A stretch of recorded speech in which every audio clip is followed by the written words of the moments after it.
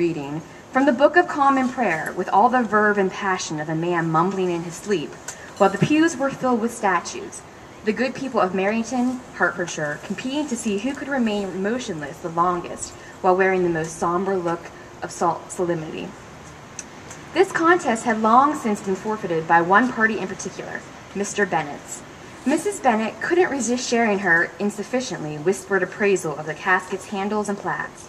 Brass? For shame! Why, Mrs. Morrison had gold last week, and her people don't have 2 guineas to rub together.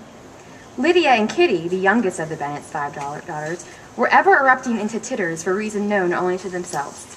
Meanwhile, the middle daughter, 14-year-old Mary, insisted on loudly shushing her giggling sisters no matter how many times her reproaches were ignored, for she considered herself second only to the Reverend Mr. Cummings, and perhaps Christ himself, as Merrington's foremost arbiter of virtue.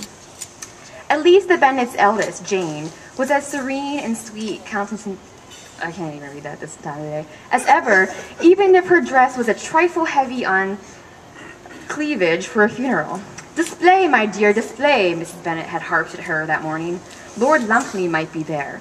And of course, Mr. Bennet knew he need fear no embarrassment from Elizabeth, second to Jane in age and beauty, but first in spirit and wit. He leaned forward to look down the pew at her, his favorite, and found her gaping at the front of the church, a look of horror on her face. Mr. Bennet followed her line